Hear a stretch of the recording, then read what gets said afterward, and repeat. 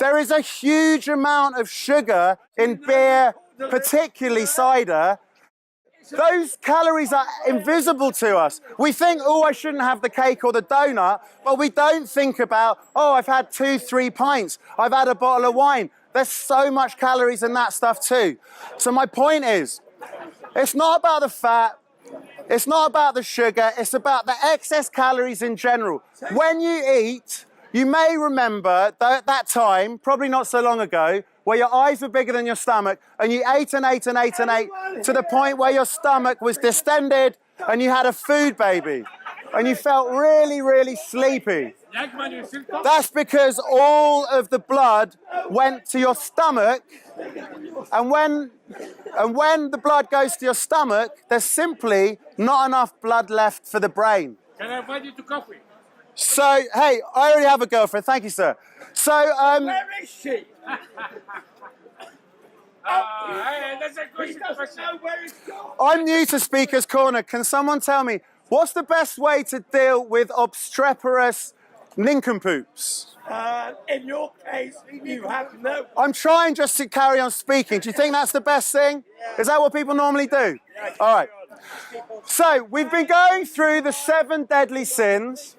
I am a scientist, a neuroscientist, but I'm interested in what religions have to teach us about how to make a better society, a better culture. I'm concerned about throwing the baby out with the bathwater.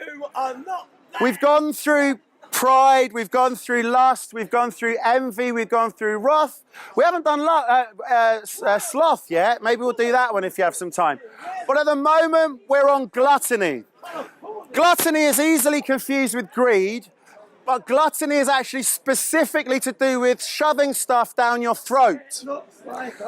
Gluttony comes from the Latin word gluttere, which means to gulp. It means to hungrily consume. So this guy's been hungrily consuming booze, and it's left him somewhat uninhibited.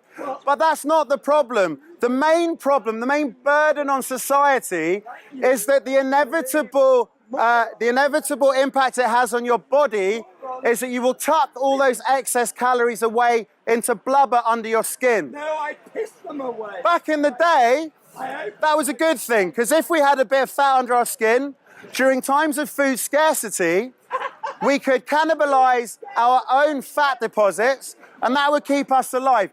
All of your ancestors did this. In the lean times, the fatty... Would you like some? No, thank you.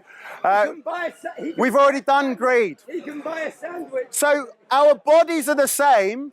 This mechanism that makes us want to overconsume, which kept us alive for generations and generations, that was a design feature back in the day, but now it's a design flaw. We haven't changed, but the environment has. We now live in a world defined by food overabundance. What happens when you get peckish? You go and find some food. What food is conveniently available in the vending machine or in the cafe? The crisps, the chocolate, the fizzy pop. In the cafe, the muffins, the Danish pastries, the pain au chocolats, the cakey, delicious stuff, which our brains are hardwired to prefer because it helped us, past tense, stuff excess calories away for use on a rainy day. Now, and this is where sloth kind of comes in to the sin of gluttony, we don't burn those calories, and so people get fatter and fatter and fatter. So what's the problem with obesity? Well, the problem with obesity is that if you are, if you are obese, then there are extra inflammatory cytokines swimming around your whole body. Sadly, that makes you a little bit fatter than you actually are. But the main problem is, inside your brain, those cytokines lead to cognitive impairment. Not huge cognitive impairment, but your cognitive abilities are slightly sullied by the inflammatory cytokines that are caused by your obesity. I don't have obesity! Someone in their 50s who is obese has the cognitive capacities, and this is research out in the last 2 or 3 years, has a cognitive capacity equivalent to someone with a leaner body 10 years older than them. So obesity is not just bad. I mean, everyone focuses on it's bad for your heart, which means it's bad for your vasculature, which means you're more likely to get a stroke. We focus on the problems of the brain. But actually, obesity is terrible for cognition.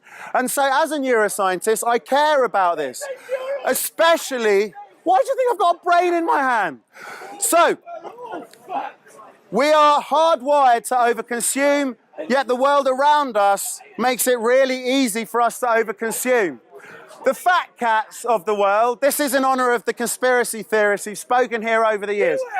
Multinational companies all over the world put millions and millions into advertising which tries to promote regularly eating fatty foods and highly calorific, sugary cakes and sweets as normal.